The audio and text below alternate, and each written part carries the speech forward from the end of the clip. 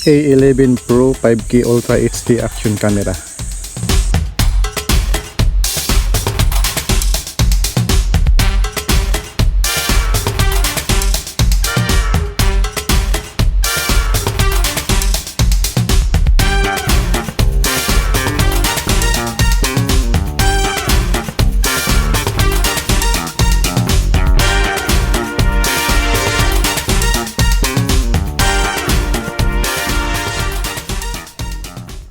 Yun, so what's up guys, ngayong araw ay pag-usapan natin ngayon itong tungkol dito sa ating action camera. So pag-usapan natin ngayon ang kanyang quality at sa kanyang stabilization test sa iba't ibang quality. So tara!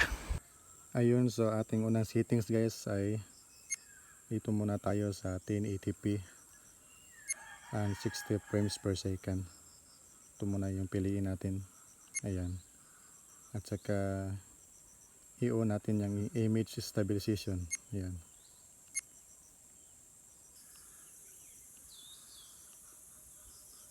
Exposure 0.0. Ang kanyang white balance ay naka-delete po ako sa kanyang white balance. Yan. So tara, try natin i-record nyo guys kung gaano ito ka-stable. Naka 1080p yan and 60 frames per second. So i-compare natin yan mamaya sa 4K quality and 30 frames per second. So tara, magbibideo ako.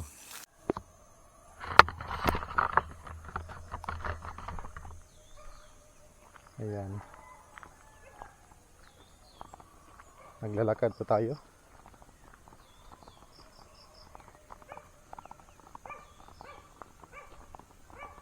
Pakita ko yan mamaya kung ano yan ka-stable. Sa quality ng kanyang video, okay naman, malinaw naman. Wala akong problema dyan. Kasi naka 1080p lang ito and 60 frames per second. So ayos na rin. Try natin magdagan.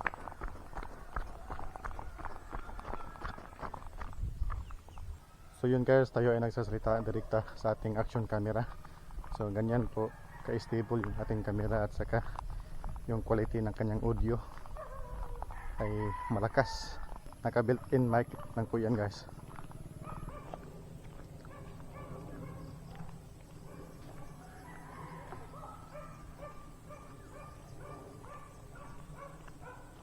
So ganyan ka-stable yun guys, yung 1080p. So try naman natin yung 4K quality. Okay. Set naman tayo sa 4K quality, 4K and 60 fps. Tapos on pa rin yung image stabilization.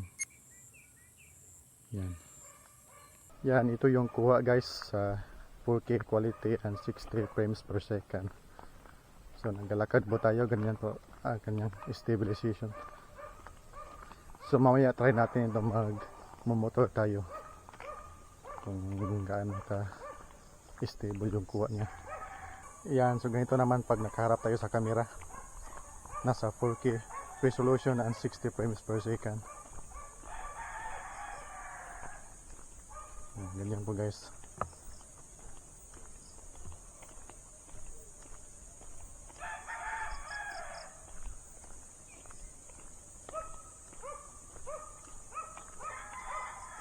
So mamaya try natin i-off yung stabilization para super wide yung makita natin.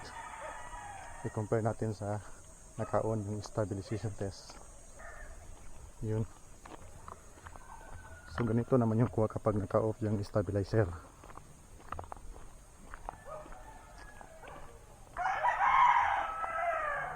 Mas wide siya kaysa sa naka-on yung stabilizer.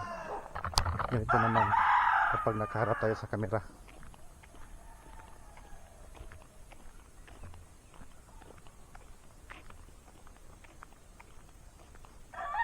Ayos guys. So guys, marami pa tayong pagpipilian dito sa kanyang settings, sa kanyang resolution. Meron pa tayong 5K 30 frames per second, saka 4K 60 frames per second, 4K 30 frames per second. Meron ding 2.7K resolution, tapos 60 frames per second. Yan guys. Kung gusto mong mas malinaw, gamit ka ng 5K. Pero sa akin ay mas prefer ko yung 1080p tapos 60 frames per second para hindi masyadong laki ang size sa kanyang storage. So kapag naka 5K tayo guys, yung image stabilization niya, ayan, pwede pa rin. So try naman natin magmumotor tapos gamitin natin itong 1080p 60 frames per second tapos naka-on yung image stabilization. Yan. So tara. So yun guys, try naman natin magmotor. So nakamount po yung ating action camera dito sa ating helmet. Ayan. So unahin natin yung 1080p at saka sunod yung 4K quality. So tara guys.